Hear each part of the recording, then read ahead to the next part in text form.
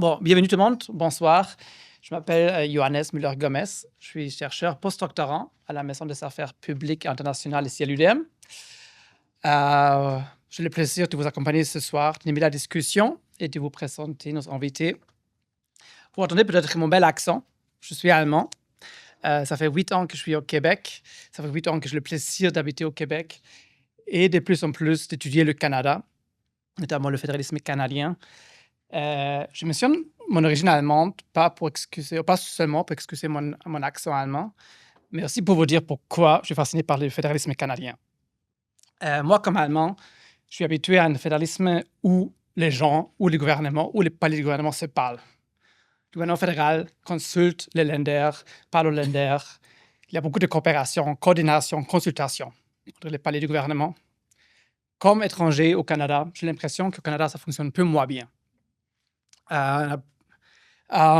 Des exemples, je pense qu'on va parler de plusieurs exemples qu'on a vécu les derniers mois, où on a l'impression que les provinces ou le fédéral oublient un peu de se coordonner, coopérer avec les autres gouvernements. Donc, c'est dans ce contexte que j'ai particulièrement hâte à entendre les opinions, les expériences, les expertises de nos invités, qui nous peuvent parler un peu aussi de leur expérience pratique, à quel point c'est vrai, à quel point est-ce que le Canada est capable de former une position unifiée, de trouver une réponse commune canadienne face aux menaces posées par l'extérieur, comme actuellement par la politique commerciale de M. Trump, et à quel point le Canada est vraiment capable de jouer en équipe. Est-ce que les 10 provinces, les territoires et le gouvernement fédéral sont capables de former une équipe pour répondre aux menaces de l'extérieur? Avant de passer la parole à nos invités et avant de lancer la discussion, j'aimerais bien introduire nos invités, nos spécialistes et aussi l'institution qui organise cette soirée.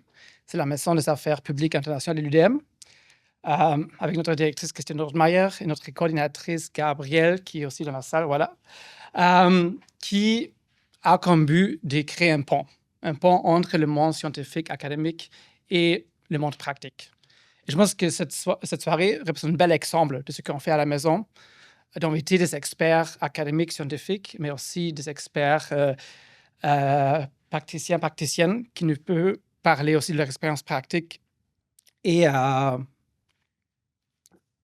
via ce format, on peut, je pense, avoir des beaux échanges entre ce qu'on apprend, ce qu'on étudie à l'université et ce que les praticiennes ont ajouté dans leur perspective.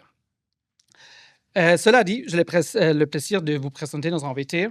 On a avec nous ce soir M. Raymond Bajon. Bienvenue, M. Bajon.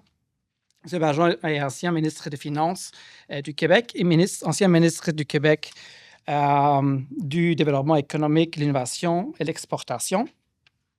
Il a été négociateur en chef du Québec pour l'accord Canada-États-Unis au Mexique et il a également participé au lancement des négociations avec l'Union européenne dans les négociations pour le traité commercial entre le Canada et l'Union européenne.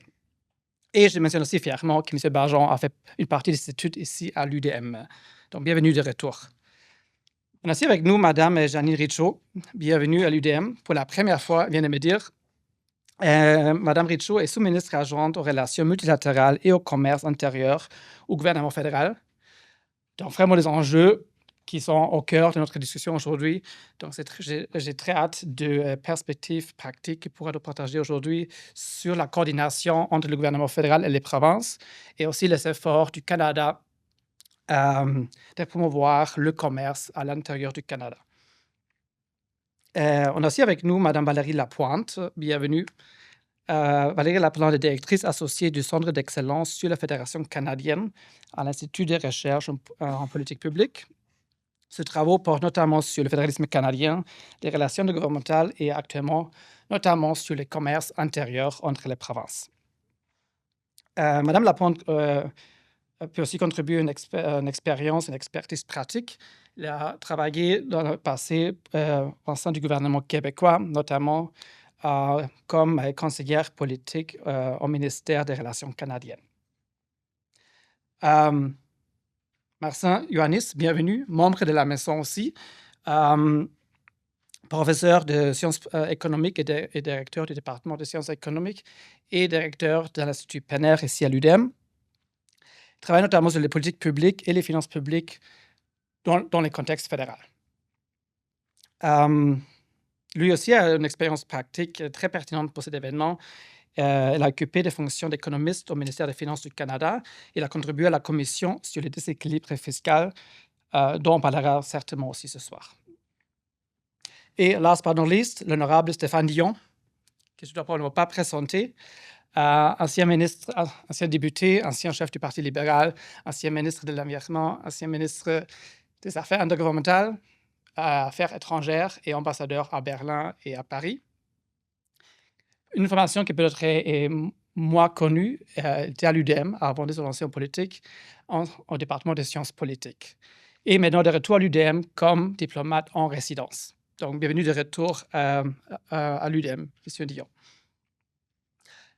Pour ce soir, je propose de donner la parole à chaque invité pour une conférence d'ouverture par M. Barjon et à Mme Richaud, suivie par deux petites interventions par nos experts académiques, Mme Lapointe et M. Johannis, avant qu'on passe à la discussion sur la table ronde. À la fin, je vais passer le mot à M. Dion pour un petit mot de clôture. Avant de passer la parole à nos invités, j'invite le vice-doyen, Éric Montpetit, professeur du département de sciences politiques, de nous donner un petit mot de bienvenue.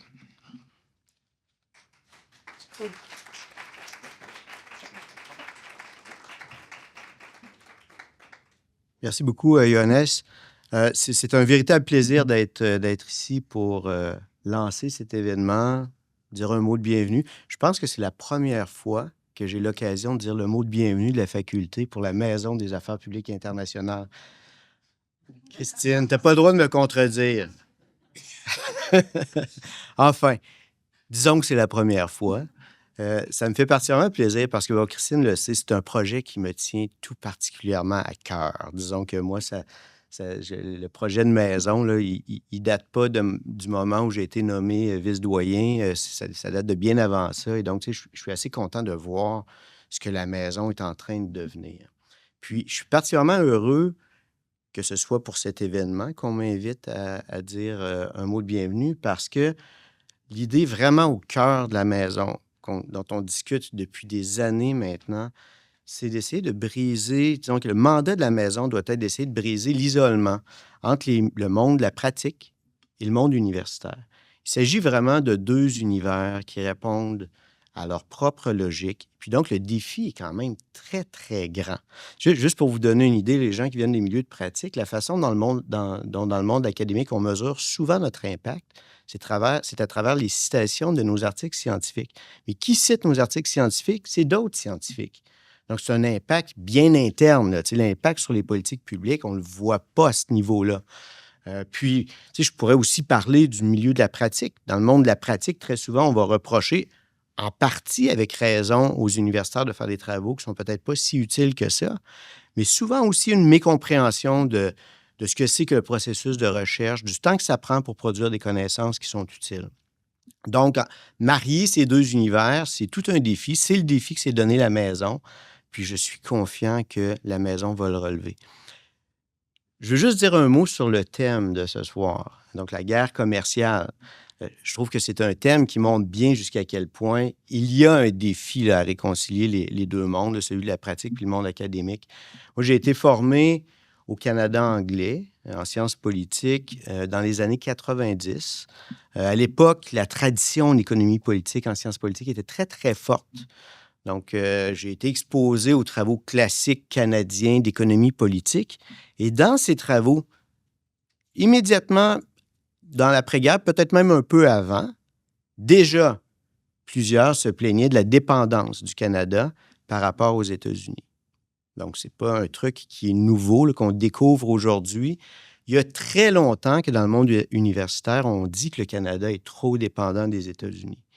On dit dans ces travaux que ça nous rend un peu paresseux, c'est-à-dire que, là, je simplifie à outrance, là, mais ça nous rend un peu paresseux en ce sens où on vend nos matières premières sans les transformer. C'est confortable, mais ça nous garde dans un niveau de richesse inférieur à celui des États-Unis, là où on transforme.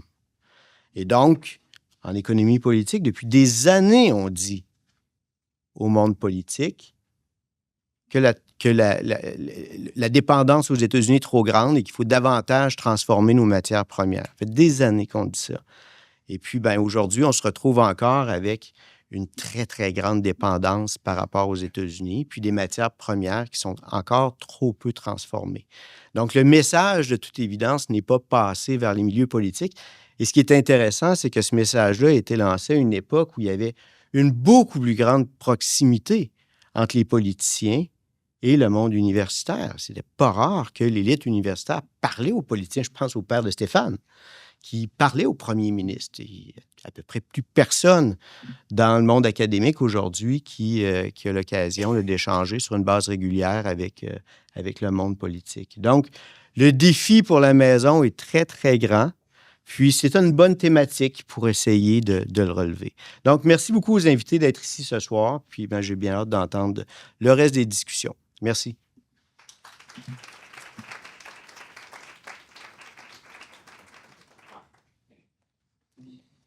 Bonjour à vous, bonjour, chers collègues, Stéphane et les autres. Je ne partirai pas parce que vous avez ouvert la porte sur plusieurs débats, mais le milieu politique est très au courant depuis de nombreuses années de cette dépendance, entre guillemets, sauf que les forces économiques naturelles sont tellement grandes. Moi, j'ai aidé à négocier la CEM, je vais vous en parler, que... À un moment donné, on ne peut pas aller contre la nature des choses et contre les forces économiques dans un monde mondialisé qui devient moins mondialisé par ailleurs. Alors, votre objectif aujourd'hui, si je comprends bien, c'est de parler de la faiblesse des mécanismes intergouvernementaux, l'absence d'une tradition de coordination structurée. Et vu de 2026, j'avais utilisé des mots que je n'utiliserai pas parce que c'est capté ici, des mots plus religieux ou sexuels. Disons que c'est un mot qui commence par B, c'est chaotique. À tout le moins. Les acteurs politiques provinciaux ne jouent pas. L'équipe Canada, maintenant, ont-ils été invités de façon structurée à le faire? Ça, c'est une autre question. Et la partie américaine est plutôt déstructurée aussi. Alors, c'est une autre partie. Mais souvent, on critique, mais moi, je vais vous parler de deux beaux exemples qui sont les premiers dans l'histoire de coordination structurée, où le Canada a parlé d'une seule voix, de cohérence, des multiples voix qui, non seulement c'est des multiples voix, mais c'était tous le même message à travers les provinces, les milieux économiques et le pays. Et ça, c'est l'ALENA et aussi par la suite l'Europe. L'ALENA, à la renégociation je dis toujours l'ALENA, je dis encore le Forum de Montréal parfois, excusez-moi, ça donne mon âge, mais la renégociation 2017-2018, ça a été une approche coordonnée, unifiée. Il y a eu d'abord 9 rondes de négociations d'août 2017 à avril 2018. Il y avait une trentaine de domaines de négo, une quinzaine de tables, des intérêts multiples, multisectoriels, mais qu'est-ce qui est arrivé? Il est arrivé au niveau politique et au niveau de la société civile. Politique, le premier jour, Rona Ambrose, chef du Parti conservateur, s'est levé en chambre en disant « This is a national issue, it's not a partisan issue » et je vais appuyer le gouvernement du Canada pour qu'il y ait une seule équipe, un seul point de vue et aucune divergence. Et ça a donné le ton. Ça a donné le ton à Ottawa. Ça a donné le ton dans toutes les provinces. Et moi, j'ai toujours mon petit côté sceptique. Ça a résisté pendant 18 mois. Ça passait à travers une campagne électorale en Ontario. Là, je me dis, ah, mon Dieu, ça va déraper. Parce que dans une campagne électorale, vous attaquez les uns les autres, surtout le gouvernement en place. Ça a résisté à la campagne électorale au Québec, qui avait lieu en septembre de cette année-là. Et les chefs de parti se sont dit, on peut chicaner sur 22 sujets, on ne chicanera pas sur la renégociation de l'ALENA. Ça a été exceptionnel. Et la coordination était structurée. D'abord, elle était structurée entre Ottawa et les provinces. Et ensuite, la société civile. Ottawa et les provinces, il y avait une table centrale, Steve Verrill.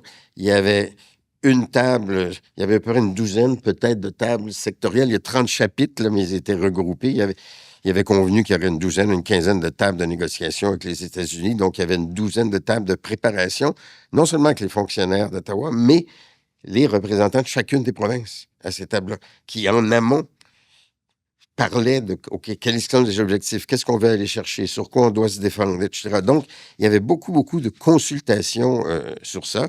Il y avait un chef de table, bien sûr, fédéral, l'examen des 30 chapitres, les enjeux, les objectifs. Et quand on était Washington, Mexico, Ottawa, dans les rondes, on était... J'entends des gens qui disent qu'il faut que les provinces soient à table, mais les Américains nous ont dit non merci, on ne veut pas les 50 gouverneurs à table. Et ils avaient raison. Et l'Europe nous donnait l'exemple, les 27 ne sont pas à table, mais c'est the room next door. C'est la salle d'à côté. On était là, à Washington, etc. Quand une des tables se réunissait le soir, entre 5 et 8, on avait le débriefing de ce qui s'était passé partout, c'est quoi les enjeux, qu'est-ce qu'on fait dans l'avenir. Il y avait vraiment, ça pourrait faire l'objet d'une conférence, mais je peux vous dire, il y avait une fluidité. Et comme moi je disais, moi j'aime beaucoup le hockey, les chicanes, c'était dans la chambre des joueurs. Puis quand on sautait sur la patinoire, il y avait une équipe, un seul plan de match. On pouvait discuter dans la chambre des joueurs, mais dehors, etc. Moi, j'étais le porte-parole du Québec dans beaucoup de médias. À la fin, j'avais un rôle un peu de Sherpa. Moi, je pouvais me promener partout entre les niveaux fonctionnaires, cabinet de Mme Freeland, les ministres, bureau de M. Trudeau, de Mélanie Joly sur l'exception culturelle. Mais à la fin, Mme Freeland, quand elle faisait un point de presse, son cabinet, 1h30 d'avant, me donnait le texte de ce qu'elle allait dire, etc. Et moi, j'étais appelé comme une demi-heure après. Bien sûr, c'est elle qui parlait au niveau de la nation, mais dans les médias francophones, souvent, c'était moi. Pas de ça. Pas le représentant du Canada, le représentant du Québec, négociateur du Québec. Mais comme par hasard, c'était les mêmes mots, les mêmes lignes, etc. Ça rendait les Américains furieux. Parce que toutes les consultations canadiennes étaient confidentielles. Toutes les consultations de la société civile, toutes les entreprises qui écrivent, les syndicats, etc., rentrent à Ottawa, c'était confidentiel, secret négociation. C'est l'inverse. À Washington, ça rentre tous au Congrès, ils sont obligés de consulter la société civile. Et on a le plan de match des divergences qui se passent aux États-Unis. Les Américains n'étaient pas capables de savoir. Puis l'Alberta défendait la gestion de l'offre. Puis nous autres, on pouvait défendre le pétrole, puis etc. C'était une force de négociation incroyable qui les ont frustrés, d'ailleurs, considérablement jusqu'au bout. Et c'était la même chose au niveau de la société civile. Moi, j'avais organisé des rencontres avec tous les milieux agricoles, syndicaux, culturels, économiques, etc. Et le gouvernement m'avait demandé de faire ça parce qu'un ministre n'a pas toujours le temps. Effectivement, un ministre travaille déjà 80 heures par semaine, tu n'as pas le temps d'ajouter ça. C'était un de mes rôles, bien sûr, en harmonie avec eux. Mais ça faisait que la société civile se sentait impliquée. Et ensemble, à Ottawa, moi, je leur disais souvent, il y a des entreprises qui me disaient, on a notre entrée à Ottawa, notre association nationale veut défendre bien. J'ai dit, grand bien vous fasse, c'est parfait. Si jamais vous avez un problème, appelez-moi. Parce que j'ai appris dans ma vie, de nationaliste québécois, pardon, M. Dion, que les grandes associations nationales canadiennes défendent les intérêts du Canada, c'est-à-dire ceux de l'Ontario, la plupart du temps, au niveau des grands secteurs économiques. L'Ontario étant le moteur économique, le gouvernement du Canada étant imbriqué dans les nominations de tout le personnel de gens qui viennent de l'Ontario. C'est comme un ADN culturel et c'est très difficile. Et parfois, par exemple, l'aluminium, qui est un secteur purement québécois avec une usine en BC. On a créé des lignes aussi. Puis M. Verrill, qui était négociateur en chef, était très heureux d'avoir des cas concrets aussi d'entreprises québécoies en automobile, dans le plastique, etc., parce que ça l'aidait avec les négociateurs américains, parce que vous avez besoin... Philpott était négociatrice chef d'une table, ça aide toujours d'avoir des exemples concrets au lieu de théorique. Oui, mais telle entreprise a tel problème avec tel de vos formulaires. Mais pourquoi, et là je regarde les minutes qu'on m'a données, pourquoi c'est arrivé à l'ALENA? Puis c'était jamais arrivé auparavant, mais c'est arrivé une fois auparavant. C'est l'Europe. L'entente avec la ECG a créé un précédent. Le Québec, Jean Charest et moi, on a travaillé pendant 2 ans pour ouvrir le dialogue pour que l'Europe, parce que les 27 pays ne voulaient pas discuter avec le Canada, parce que le Canada ils avaient perdu 2 ans à négocier avec le Canada, à signer un traité qui n'a jamais été mis en œuvre parce que les provinces n'ont pas voulu. Alors, l'Europe a décidé qu'il y avait une condition, c'est que les provinces seraient à table. C'était une révolution culturelle pour nos amis à Ottawa. Des fois, je dis à la blague, je l'ai dit que le commerce extérieur, depuis 100 ans de la colonie britannique et à Londres, ce sont des équipes très spécialisées, très centralisées, qui consultent personne, sauf leur ministre, puis qui décident. C'est la reine qui négocie, c'est le roi qui négocie. C'est la mentalité. Puis c'est vrai que c'est fatigant de consulter. Ça prend beaucoup d'énergie. Il faut écouter, Puis surtout dans un pays comme le Canada. Mais ils ont dit, si les provinces ne sont pas à table, le compromis, c'était que les provinces seraient à table sur les sujets qui ont des compétences provinciales, par exemple la main-d'œuvre, mais les sujets exclusivement fédéraux, comme les tarifs, ça serait une table exclusivement fédérale. C'était un compromis que l'Europe a accepté. Et on a, quand je vous disais que c'était un exemple donc de comment les provinces ont participé, ça a été le début de la participation des provinces au mandat. Puis c'était un peu comme, et dans certains cas, les provinces étaient à la table centrale, mais les 27 pays européens ne sont pas à la table centrale. C'est les équipes de Bruxelles, mais ils sont dans la salle d'à côté, littéralement, physiquement parfois, maintenant que les moyens électroniques directement, pour avoir ce feedback.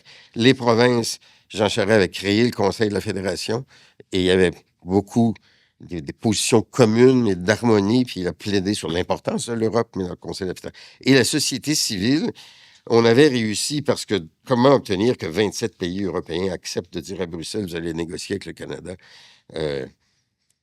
Moi, j'avais dit au premier ministre, oui, dans 6 ans, on va réussir.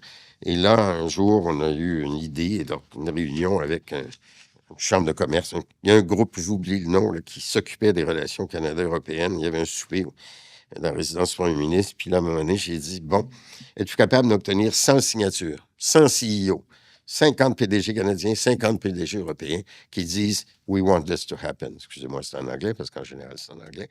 Et je me suis littéralement promené, moi, comme ministre, comme voyageur de commerce, avec cette lettre dans ma poche. Puis quand j'allais à Bayeux, les grandes foires internationales, j'entrais, le premier vice-président exécutif de l'entreprise. Qu'est-ce que vous pensez? Certainement, M. Bergeron, c'est important.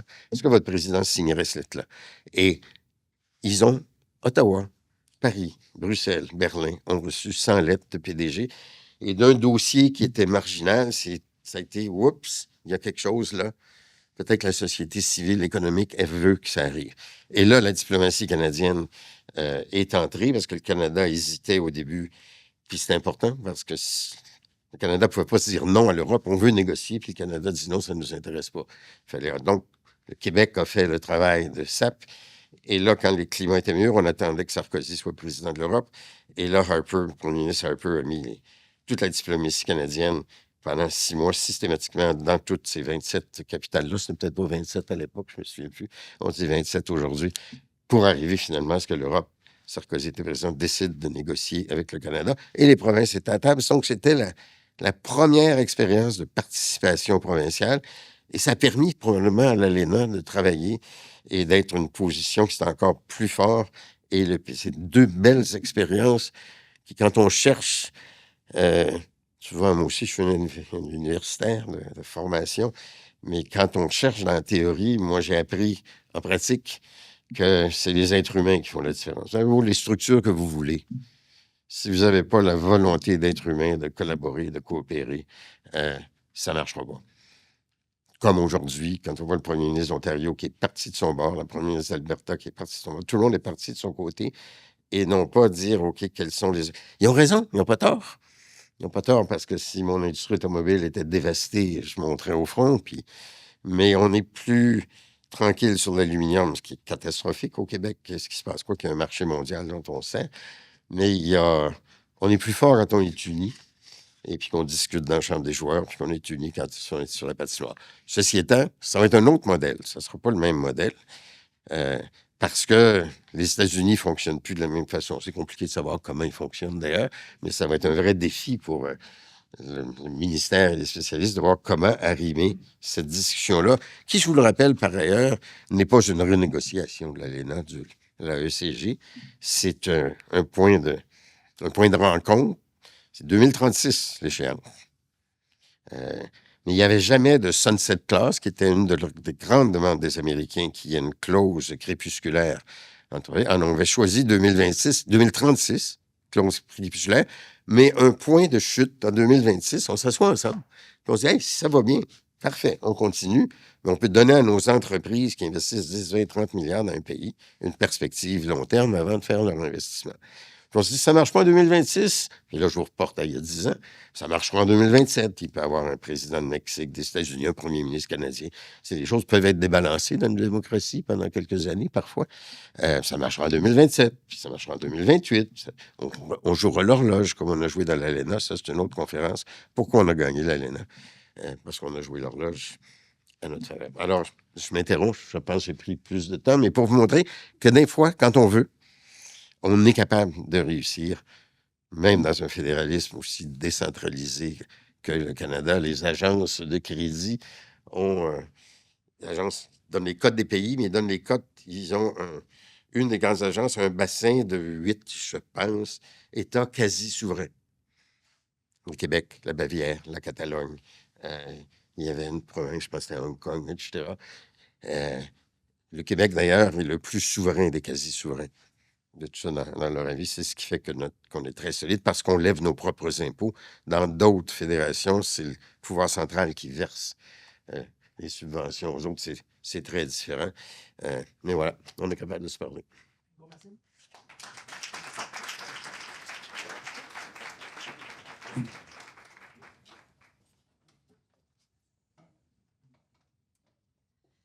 Bon. Bien, merci beaucoup de m'avoir accueilli ici à l'Université de Montréal pour la première fois, comme Johannes a dit. Et Johannes, vous n'êtes pas la seule personne ici avec un accent. Je suis franco-manitobaine. Alors, si vous détectez un petit accent, je suis une très rare franco-manitobaine qui est arrivée à Ottawa en 1994 pour étudier l'histoire constitutionnelle du Canada. Mon père, qui voulait que je sois génie, me demandait, Janine, qu'est-ce que tu vas faire avec un bac en histoire constitutionnelle? Et me voici, papa, à l'Université de Montréal, parlant de la Fédération et la guerre tarifaire Canada-États-Unis. J'étais aussi négociatrice d'un chapitre de l'accord Canada-États-Unis-Mexique, un chapitre un peu plate. C'était les bonnes pratiques réglementaires. C'était pas le plus sexy des chapitres, mais un chapitre important parce que la réglementation devrait être un engin de croissance économique. Alors, je suis fière de ce petit chapitre-là. Mais bon, parlons de notre fédéralisme très décentralisé au Canada et mon but, c'est de donner un tout petit peu d'espoir à Johannes qui semble être sceptique de notre capacité ici au Canada de travailler ensemble.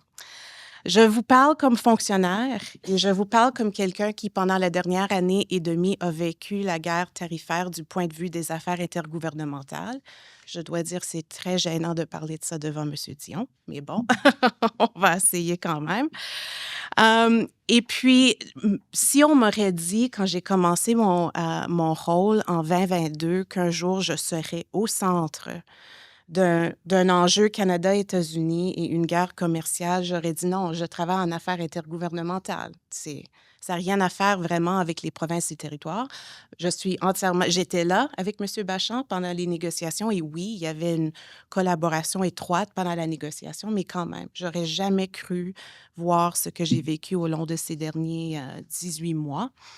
Mais peu après son élection, à l'époque, le président élu Trump a publié son fameux message sur les médias sociaux qu'il allait imposer un tarif de 50 % sur les biens mexicains et canadiens. Je crois que c'était le 25 novembre. Et le 27 novembre, le premier ministre Trudeau a convoqué pour la première fois depuis février 2023 une rencontre des premiers ministres. La dernière fois qu'il avait convoqué une rencontre des premiers ministres, c'était pas pour négocier un accord en santé, mais plutôt pour dire aux provinces et territoires, voici ce que le fédéral vous donne.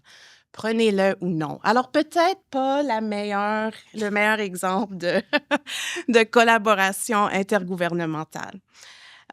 Mais cette première rencontre virtuelle des premiers ministres le 27 novembre, je crois que nous avons semé les grains d'une nouvelle période de coopération intergouvernementale importante que nous vivons toujours aujourd'hui. Et cet esprit de coopération était face à la menace et à notre économie et à notre souveraineté que nous posait Donald Trump et qu'il nous pose toujours aujourd'hui. L'approche d'Équipe Canada à l'égard des relations avec les États-Unis nous a permis de renforcer les relations avec les provinces et territoires et présenter un front uni contre les tarifs douaniers américains. Et on peut on peut s'entendre, je crois, qu'avant le 27 novembre, les relations étaient peut-être un peu froides entre les gouvernements des provinces et territoires et le gouvernement fédéral. Alors, le fait que ça nous a ramenés ensemble était quand même assez important. M. Bachand nous a parlé que ce n'est pas la première fois qu'on a déployé cette stratégie d'équipe Canada. Il nous a parlé de l'Europe et de l'ALENA 2017 et 2018. Alors, je ne vais pas répéter, mais je vais dire qu'à cette époque-là, oui, ce front uni nous a très bien servi pendant les négociations parce que les États-Unis n'étaient pas aussi organisés avec leurs partenaires que nous l'étions ici au Canada. Et partenaires très, très importants, les provinces et territoires. Alors, on voulait réintroduire cet esprit d'équipe Canada en 2025, après les élections aux États-Unis, afin d'encadrer la mobilisation des provinces et territoires dans le cadre de l'élaboration et de l'exécution d'une stratégie tarifaire. Voulant dire que ce n'était pas juste une stratégie fédérale. On voulait que ça soit une stratégie nationale avec un consensus national. Bien sûr, les premiers ministres provinciaux et territoriaux insistaient à être mobilisés et, comme j'ai dit, les relations étaient peut-être pas toujours les meilleures entre les niveaux, entre les ordres de gouvernement. Mais le gouvernement fédéral a reconnu au mois de novembre qu'il y avait une valeur à la contribution que pouvaient apporter les provinces et les territoires aux efforts d'intervention. Comme j'ai dit, c'était vraiment un moment important pour atteindre un consensus national sur comment on allait répondre, particulièrement si on allait répondre avec des mesures de représailles qui allaient faire mal aux Canadiens, aux entreprises canadiennes. On ne voulait pas que les États-Unis nous divisent parce que ça allait affaiblir notre position. Et puis, on voulait s'assurer que pour aider aux Canadiens à passer à travers ce temps difficile, tous nos chefs étaient ensemble, épaule à épaule. Je me souviens très, très bien du 1er février 2025, quand les tarifs américains sont rentrés en vigueur et le premier ministre Trudeau a annoncé la réponse canadienne. Le jour avant, j'étais à Toronto avec la ministre Anand, qui, en ce moment-là, était la ministre de Commerce intérieur. Et puis, elle avait convoqué une rencontre d'urgence avec ses homologues pour essayer de redynamiser les efforts collectifs à la réduction des barrières au commerce domestique comme façon d'augmenter notre résilience économique si un jour on allait faire face à des tarifs américains. Le samedi matin, moi et mon équipe, on est rentrés au bureau parce que le premier ministre voulait parler à ses homologues provinciaux territoriaux avant de prendre sa décision finale sur nos mesures de représailles. Et je dois dire que tout au long du développement de ces options, les provinces et les territoires étaient engagés, surtout via la table des premiers ministres, mais aussi mon équipe travaillait très étroitement avec Affaires étrangères, avec Finances Canada, des ministères qui ne sont pas nécessairement habitués à collaborer avec les provinces et territoires, mais c'était tellement important d'atteindre ce consensus national que moi et mon équipe, notre rôle était de s'assurer que les intérêts des provinces et territoires, de leur secteur, de leur région, étaient bien compris et que ça faisait partie des options qu'on mettait devant le premier ministre avant qu'il prenne sa décision. Alors, avant de dévoiler ses représailles aux Canadiens, le premier ministre voulait solliciter l'opinion de ses homologues et samedi 1er février, rencontre virtuelle des premiers ministres d'urgence. Et j'étais dans la salle d'écoute parce qu'un des grands honneurs de ma vie, comme historienne aussi, c'est moi qui prends les notes pour toutes les rencontres des premiers ministres. Alors, j'ai un siège devant l'histoire à l'époque, c'était à chaque semaine. Puis franchement, j'étais fatiguée un peu, mais bon. J'étais dans la salle d'écoute, puis je prenais les notes et à leur tour, chacun et chacune des premiers ministres ont appuyé la réponse canadienne. C'était un moment pour moi de fierté, non seulement parce que je suis canadienne et j'avais des craintes pour mon pays, j'avais peur, mais parce que je suis passionnée et même optimiste du fédéralisme canadien, que je n'avais pas vraiment vécu à ce date comme étant nécessairement positif dans ce qu'on pouvait atteindre, mais que je voyais maintenant 14 chefs qui sont rarement en accord l'un avec l'autre, qui ont pu mettre de côté leurs différences et leurs politiques et qui se sont unifiés pour le bien-être de notre pays, même si les représailles avaient un impact négatif dans certaines de leurs régions. Et également, les premiers ministres provinciaux ont pris leurs propres mesures dans leur champ de compétences pour aider à soutenir une équipe qui était véritablement nationale et pan-canadienne. Ça, c'est l'équipe Canada. On a eu 21 rencontres des premiers ministres depuis le début de la guerre tarifaire, 16 virtuelles, 5 en personne, une à Saskatchewan et une rencontre à Huntsville quand le Conseil de la Fédération a invité un premier ministre à venir à cette rencontre-là, qui est une rencontre où le fédéral n'est pas invité. De mémoire, c'est la première fois qu'un premier ministre était invité au Conseil de la Fédération. Alors, ça démontre quand même une nouvelle période de coopération et de collaboration certainement au niveau des premiers ministres. Alors, comme M. Bachand a dit, ça prend la volonté politique, premièrement, ici au Canada, quand on veut installer ces formes de collaboration-là. Ça ne veut pas dire qu'on n'a pas des défis et ça ne veut pas dire qu'il n'y a pas toujours une certaine divergence de vue. On l'a vu quand le premier ministre Carney est revenu de Chine et puis qu'il a annoncé son entente avec la Chine, qui a favorisé le secteur agricole dans l'Ouest canadien et qui a défavorisé le secteur automobilier en Ontario. Et le premier ministre Ford avait une réaction très publique. Une semaine plus tard, il mangeait de la pizza avec le premier ministre Carney. Alors, c'est comme ça que le fédéralisme fonctionne. Des fois, on est amis, des fois, on n'est pas amis. Mais tout ceci pour dire que, selon moi, les réunions des premiers ministres ont vraiment établi des bases plus solides pour la gestion des relations fédérales, provinciales, territoriales en ce moment. Et ceci est fondé sur le fédéralisme coopératif. Ça ne va jamais éliminer les tensions sous-jacentes. Puis il y a plein d'autres dossiers. Le santé, il va falloir qu'on renégocie il va falloir, dans 10 ans, qu'on renégocie la santé, le financement de santé. Ça va sûrement être un débat. Logement, l'environnement. Oui, exact. J'ai encore les... comment on dit scar en français? Les cicatrices. Oui, j'ai encore les cicatrices de 2023. C'est sûr qu'il va y avoir des tensions et des conflits, mais avec cette volonté politique et avec un premier ministre, même les deux premiers ministres, le premier ministre Trudeau qui a commencé à convoquer des rencontres de premiers ministres très régulières et le premier ministre Carney qui continue, c'est une volonté d'engager franchement les provinces et territoires. Alors, on n'a peut-être pas les mêmes structures qu'on a dans d'autres fédérations qui sont plus centralisées que la nôtre. Mais pendant une crise, je dirais que la Fédération canadienne, on sait comment surmonter face à une crise. Puis on l'a vu à maintes reprises pendant COVID, on l'a vu à l'ENA ou CUSMA 1.0, ACEUM 1.0. On va le voir encore maintenant. Alors, je vous laisse avec cet optimisme. Je ne sais pas si j'ai changé les idées à Johannes, mais bon, on va voir pendant la discussion. Alors, merci à vous tous.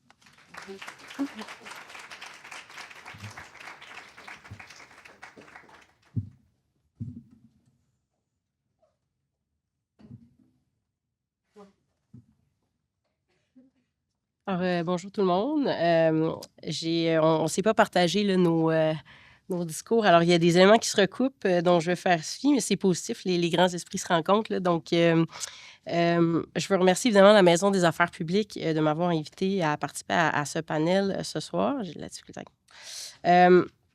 Je souhaite débuter mon commentaire introductif en soulignant que le fédéralisme est, bon, à la fois un atout, je pense, en temps de crise, on en a parlé un peu, mais aussi un système qui peut définitivement représenter des défis, puis les deux personnes avant moi là, l'ont mentionné. Un atout parce que face aux menaces d'annexion de Donald Trump et son agressivité tarifaire, on est vraiment en mesure d'observer un front commun, là, l'équipe Canada dont on a mentionné, qui fonctionne avec un moteur extrêmement puissant et efficace en temps de crise, qui est celui de la volonté politique. Le meilleur exemple qui illustre la force de cette volonté politique partagée là, entre les provinces et le fédéral actuellement concerne certainement la question de la libéralisation de notre marché, de notre commerce intérieur, qui a connu en quelques mois seulement des avancées spectaculaires, majeures en fait, et qui contrastent assurément avec, si je peux me permettre le commentaire, la lenteur des dernières années là, sur ce dossier. C'est un effet direct du changement de ton à notre égard là, en provenance des États-Unis. C'est une réponse finalement à ce qui se passe de l'autre côté de la frontière. On veut renforcer notre marché et pour être franche, on le fait très vite. En fait, depuis le printemps, le fédéral et les provinces ont multiplié les annonces et les législations de toutes sortes pour libéraliser le commerce intérieur. Pour vous donner une idée de l'ampleur de ce mouvement, là, qui est la conséquence directe d'une grande volonté politique en provenance de tous les gouvernements, avant l'arrivée de Trump et de ses tarifs, il y avait la Saskatchewan et l'Alberta qui travaillaient activement sur des pièces législatives dans le registre du commerce intérieur. Aujourd'hui, c'est 7 provinces supplémentaires qui ont déjà légiféré, donc depuis le printemps, là. Donc, c'est allé très, très vite. Le fédéral, pour sa part, sauf erreur de ma part, a complètement éliminé, en fait, les barrières réglementaires qui relevaient de son champ de compétences. Un dossier qui était ouvert là, depuis 2017, puis comme je vous dis, en quelques mois, qui est allé à la vitesse de l'éclair. Les tarifs de Trump ont donc eu cet effet sur la question du commerce, où, dans le fond, sur le fond, tout le monde s'entend pour dire qu'il faut bouger rapidement, puis mieux commercer entre nous. Mais le fédéralisme peut aussi s'avérer relativement compliqué, puis on l'a mentionné précédemment, à gérer en temps de crise comme celle qu'on vit présentement. Puis j'avais envie de rester sur la thématique du commerce pour illustrer mon propos, puis vous ramener à l'actualité des dernières semaines concernant le whisky Crown Royal. Donc, je ne sais pas si vous vous rappelez cette conférence de presse où le premier ministre de l'Ontario, Doug Ford, fidèle à lui-même, a renversé le contenu d'une bouteille de whisky Crown Royal en pleine conférence de presse et a souligné que non seulement il n'achèterait plus de ce whisky-là, mais qu'en plus, il allait le retirer complètement des tablettes de la LCBO. Évidemment, c'est une conférence de presse qui avait fait couler beaucoup d'encre en raison d'un geste un peu théâtral du premier ministre de l'Ontario, mais qui était en fait une réponse à l'annonce de fermeture de l'usine de whisky dans une petite municipalité en Ontario qui venait avec beaucoup de mises à pied. Et sauf erreur de ma part, là, elle est fermée maintenant là, depuis quelques semaines, cette usine. Donc, l'annonce de Ford, en fait, sur le retrait du whisky des tablettes de la SCBO, bien, ça a fait réagir le premier ministre du Manitoba, Wab Kinew, qui soulignait que bien, l'approche de Ford aurait des effets négatifs sur sa province à lui, parce que le Manitoba avait aussi une usine d'embouteillage du whisky Crown Royal et qu'évidemment, il y aurait un effet domino. On allait réduire la demande et donc, ultimement, que ça aurait un impact sur les travailleurs du Manitoba. Ce qui est intéressant, c'est que le ministre des Finances du Québec, Éric Girard, a été invité à commenter ce désaccord-là entre les deux premiers ministres et a fait un appel à la cohérence de l'approche Équipe Canada là, pour son homologue ontarien. Je trouve que cet exemple-là, qui est très, très récent, puis très concret aussi, ça montre la manière dont la cohérence nationale, à un moment donné, se heurte à la diversité, si je peux dire, des intérêts régionaux au Canada. Il y a d'autres schémas similaires de désaccord dont on pourrait faire mention. J'avais dans mes notes là, la Chine. On va peut-être en reparler, mais ça a été mentionné. Mais ces exemples-là illustrent à quel point c'est difficile au Canada de s'entendre sur des questions économiques parce qu'on est un pays où il y a énormément de régionalisation des industries. Et du fait qu'évidemment, bien, chaque province veut protéger ses propres emplois, veut faire passer ses intérêts en premier, sa population en premier, et on peut le comprendre. Ces difficultés, donc, qui sont inhérentes au fédéralisme canadien, puis j'ai envie de dire même ce dualisme-là entre intérêts locaux, régionaux puis intérêts nationaux, bien, ce qui est intéressant, c'est que ça se retrouve dans l'opinion publique où certaines études vont démontrer que les électeurs sont, oui, très favorables au commerce interprovincial. Quand on les questionne là-dessus, ils sont favorables, mais en même temps, ils désirent que les politiciens et politiciennes conservent, protègent, priorisent à tout prix les emplois locaux. On est donc pris dans un espèce de paradoxe là, où finalement on conçoit très bien que ben, l'union fait la force dans la fédération, mais où l'attitude des électeurs face à l'intégration du marché intérieur est aussi modelée par leur propre identité provinciale. Donc, c'est vraiment rien d'évident là, à conjuguer pour les gouvernements, pour les politiciens et politiciennes qui sont sur ce dossier-là présentement.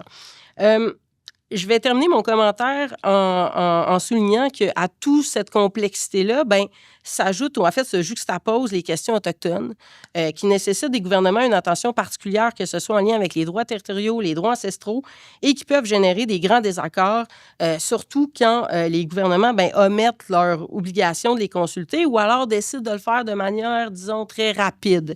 À cet égard-là, on a beaucoup entendu des critiques là, en provenance des communautés autochtones sur le fameux projet de loi 5, que l'on nomme les grands projets nationaux canadiens.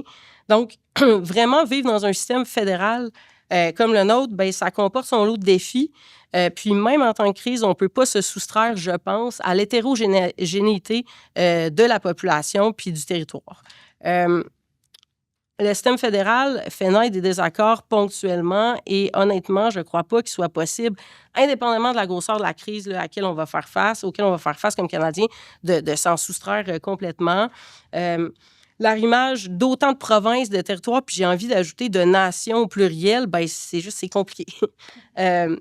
Puis il y a d'autres enjeux aussi là, que je n'ai pas abordés, puis pour moi qui font partie des défis actuels du fédéralisme à l'ère de Trump. Puis j'ai en tête évidemment les questions d'indépendance territoriale avec l'Alberta et le Québec, qui constituent assurément des brèches importantes du fédéralisme canadien à l'heure actuelle, mais qui sont en même temps très, très différents dans leur raison d'être, mais qui vont mettre au défi la Fédération canadienne dans les prochaines années et qui, à tout le moins pour l'Alberta, là, sont directement imbriqués avec notre relation avec les États-Unis. Donc, je m'arrête ici pour laisser la place à la conversation, mais je pense avoir mis la table là, sur plusieurs problématiques, finalement, du fédéralisme à l'ère de Trump.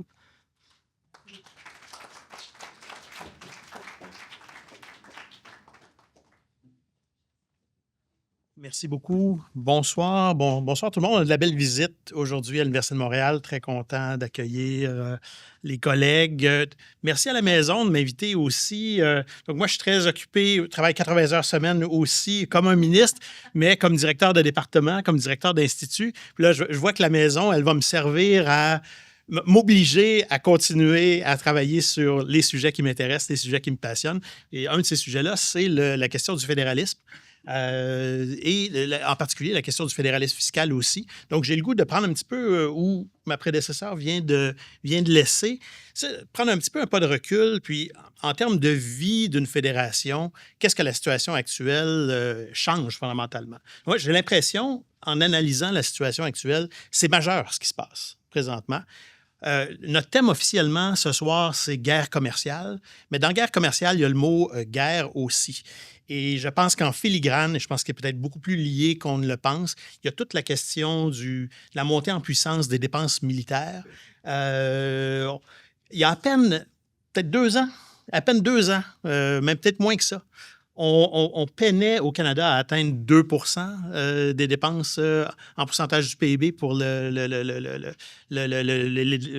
secteur militaire. Maintenant, on parle de 5 %. Donc, il s'est passé quelque chose de fondamental en un an et demi. Puis ce qui s'est passé, puis ça a été mentionné tout à l'heure dans la présentation, moi, j'ai travaillé beaucoup sur la question du déséquilibre fiscal d'un point de vue québécois. Moi, j'ai grandi dans ce leitmotiv qui est de dire ben, les besoins sont dans les provinces, l'argent est à Ottawa et donc il y a quelque chose qu'il faut arranger. Ben, ce qui est en train de changer, puis c'est même un peu difficile pour moi de l'admettre, mais il y a de nouveaux besoins qui apparaissent, mais dans les champs de compétences du fédéral, en fait. Et donc, le commerce international, les droits de douane, c'est une compétence d'abord fédérale et la défense, c'est aussi une compétence fédérale. Donc, fondamentalement, il y a quelque chose de majeur qui est en train de se passer. Bon, toute crise, c'est dans la littérature en fédéralisme fiscal, toute crise est une occasion de centralisation ou de recentralisation. C'est normal. On recule dans le temps, si on veut.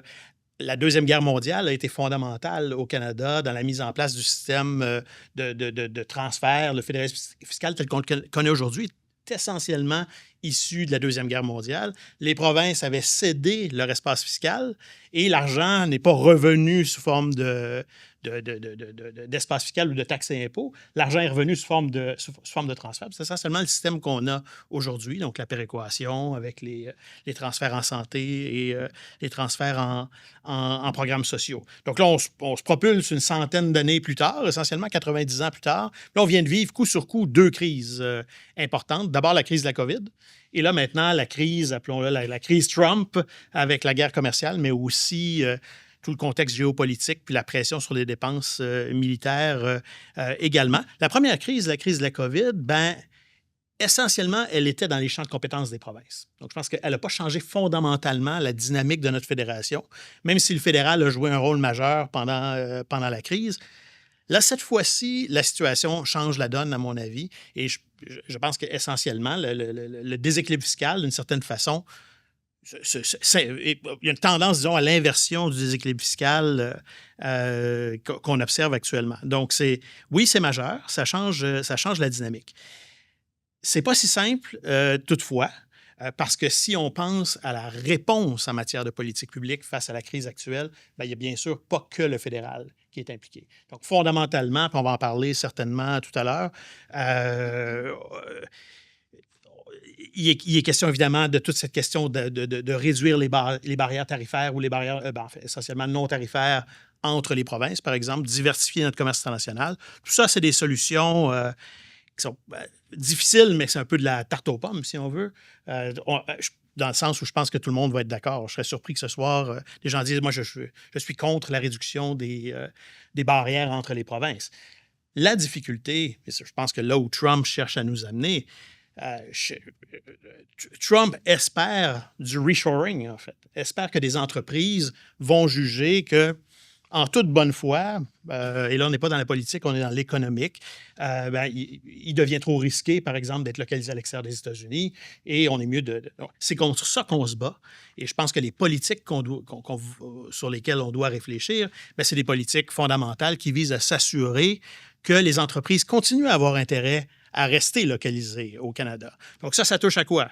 Recherche et développement, une fiscalité des entreprises qui est compétitive, la politique industrielle aussi, l'aide aux entreprises, les infrastructures. Et ça, c'est des responsabilités qui sont partagées entre le fédéral et les provinces. Et donc, quelque part, notre problème reste entier. Puis la thématique de ce soir, qui est celle de voir comment est-ce qu'on est capable de travailler entre le fédéral et les provinces, c'est la bonne question, essentiellement. Et je suis heureux de voir qu'il y a de l'optimisme chez certains de mes co-panélistes. Je peux peut-être porter le chapeau plus pessimiste sur cette question. Je ne suis pas certain qu'on a les institutions appropriées pour gérer l'ensemble du défi qu'on a devant nous. Je suis un petit peu attristé de la chose parce que ça fait quand même assez longtemps, nous, qu'on parle de ces questions-là. Peu de choses ont changé et on a là une belle occasion, je pense, de voir comment on peut, quelque part, gérer la centralisation en défense, par exemple, ou une fédération qui forcément doit se centraliser un petit peu tout en respectant les compétences des provinces. Donc, pour moi, notre succès, quelque part, il repose sur ce défi-là. Comment est-ce qu'on vit une certaine centralisation tout en s'assurant que les provinces restent à la table et ont la confiance que les mécanismes vont permettre de ne pas perdre, par exemple, des compétences, un petit peu à la manière dont c'était arrivé lors de la Deuxième Guerre mondiale. Donc, je vais m'arrêter là, mais un gros défi, c'est majeur ce qui se passe.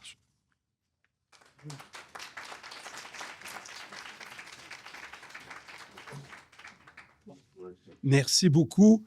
Mesdames, je ne sais pas si le micro marche, oui. Mesdames et messieurs, ma façon de rassembler cette très riche discussion de nos excellents panélistes va être la suivante. Le Canada, sur le plan du commerce extérieur, c'est un success story. C'est un succès retentissant. Et quand l'Union européenne sera capable de signer complètement l'accord de libre-échange qu'on a avec eux, on en reparlera. Donc, je ne dis pas qu'on doit être complaisant. Je trouve très bien que les panélistes dont M. Bachand ont insisté sur la façon dont on doit toujours s'améliorer et apprendre de nos succès, mais reconnaissons cela, que quand les leaders du G7 se rencontrent, il y en a un seul qui a un accord avec tous les autres. Et c'est le Canadien. C'est un succès. Deuxième chose qui me frappe, c'est qu'on serait incapable de trouver une négociation dans notre histoire de commerce extérieur qui a capoté à cause des relations fédérales-provinciales. La première a été très difficile avec l'une des premières, c'est celle de l'accord de libre-échange des années 80. Mais ce n'était pas une chicane fédérale provinciale, c'était un débat entre Canadiens. Est-ce qu'on pouvait avoir un accord de libre-échange avec les États-Unis sans devenir américain? Et c'était existentiel, ça allait bien là, au-delà des compétences des gouvernements. Vous aviez d'ailleurs des provinces qui étaient pour, comme le Québec, et des provinces qui étaient contre, comme l'Ontario. Donc, il faut bien se rappeler de ça. Ce n'est pas les relations fédérales provinciales qui ont capoté. Mais par contre, il faut s'assurer que ce success story va demeurer un success story. Et là, j'en arrive à la négociation à laquelle on fait face. Et je suis très heureux de vous entendre dire, madame, qu'on fait d'énormes efforts pour rester tous ensemble. Parce qu'on va avoir une bourrasque comme on en a rarement vu, pour deux raisons fondamentales. La première, c'est qu'on a un président américain qui ne croit pas aux accords gagnant-gagnant. Il croit que pour que les Américains gagnent, il faut faire mal au Canada. Et je ne parle même pas de ses velléités annexionnistes. Mais la deuxième raison, c'est qu'il y a un éléphant dans la pièce. C'est en fait un dragon. Et c'est la Chine. La Chine, j'essayais d'être court, mais il faut bien voir à quel point c'est un défi énorme. En 2004, quand on négociait à cette époque, la Chine, c'était 9 % de la production manufacturière mondiale. En 2011, elle a dépassé l'Union européenne comme principal manufacturier du monde. Et en 2023, avec 28 %, elle dépasse les trois suivants ensemble. Les États-Unis, l'Allemagne, le Japon. Et les Américains, ils ont ça en tête. Ils voient ça continuellement. Nos provinces ont ça en tête. C'est un enjeu tout à fait nouveau et qui va compliquer beaucoup les discussions qu'on va avoir avec les Américains. Alors, si j'essaie d'imaginer une délégation américaine professionnelle qui ne sera pas continuellement, comme nous sommes tous, dans l'attente du revirement du locataire de la Maison-Blanche. Que vont-ils demander au Canada? Une très large définition du contenu nord-américain et une très large définition de la sécurité nationale. Le contenu nord-américain, ça exclut les non-américains, non-nord-américains. Et la sécurité nationale, ça exclut les Nord-Américains qui ne sont pas états-uniens. C'est ça qui va être l'immense enjeu auquel on devra faire face. Et nous, dans cette négociation du contenu nord-américain, on peut dire, c'est bien parce qu'on est nord-américain, donc ça ne nous exclut pas, mais on a des objectifs, on en a parlé beaucoup lors du panel, de diversification. Et donc, on ne doit pas se lier les mains au marché américain et contredire ce qu'on a négocié avec l'Union européenne ou au CTPP avec les pays du Pacifique. Il va falloir trouver une façon de dire aux Américains, oui, d'accord, on comprend, mais ne pas renier notre parole par rapport aux autres pays et toutes les ententes que M. Carney vient de signer. Il ne faut pas que tout ça soit mis en cause. Donc ça va être l'immense enjeu pour nous. Et à mon avis, ce n'est pas un enjeu fédéral-provincial tant que ça. C'est un enjeu qui rassemble tout le Canada.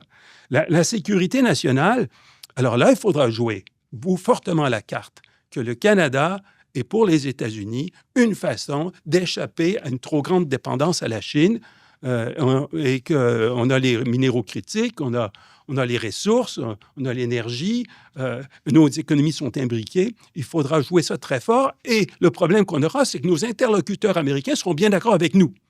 Ils auront un problème après quand il faudra justifier ça auprès de la Maison-Blanche. Alors ça va être, à mon avis, les deux grands enjeux. Sur le plan des... une autre chose, pour le plan de la sécurité, beaucoup joué sur le Grand Nord, NORAD. On a beaucoup de choses à négocier avec les Américains qui pourraient les intéresser sur ce plan. Sur le plan de l'agriculture, les Américains ont dans leur ligne de mire la gestion de l'offre. Ça va être très fort. Je comprends que nous, on a notre préoccupation politique. Il y a des élections au Québec qui s'en viennent. Il faudrait être fort sur la gestion de l'offre, puisque 31 % des revenus de la gestion de l'offre vont à la province de Québec. Mais eux aussi, il faut bien comprendre ça. L'État du Wisconsin, il veut exporter son lait, et c'est un switch state. Alors, donc ça va être un enjeu énorme. Mais pour le reste, le point d'œuf, ça ne se réglera pas là, ça ne se réglera jamais. Alors, je pense qu'on n'essaiera pas trop. Essayer d'échapper à leurs tarifs qui nous sont imposés sur l'aluminium et sur le reste, mais je vois très bien les Américains nous dire, fort bien, Alors, on laisse rentrer votre aluminium, mais vous laissez rentrer notre lait. C'est ça qu'ils vont essayer de négocier. Il faut s'y attendre. Et j'aimerais qu'on comprenne que ce n'est pas la malveillance du fédéral qui ferait que la gestion de l'offre serait mise en cause. Ce n'est pas un enjeu où le Canada manque de sensibilité envers le Québec. C'est que les Américains en ont assez que les œufs, la volaille et le lait soient bloqués par des tarifs qui équivalent à 200 ou 300 %. C'est ça qui va faire que ça va être un gros enjeu. La force du Canada, c'est la difficulté que vous avez mentionnée. On a la force de notre difficulté. C'est qu'on a une économie diversifiée.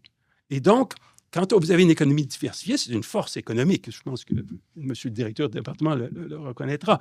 Mais évidemment, ça suppose des arbitrages quand on négocie. Et ces arbitrages se font sur des secteurs économiques qui sont souvent géographiquement concentrés. Ce n'est pas l'Ontario qui a le Kelowna et ce n'est pas la Saskatchewan qui a les automobiles.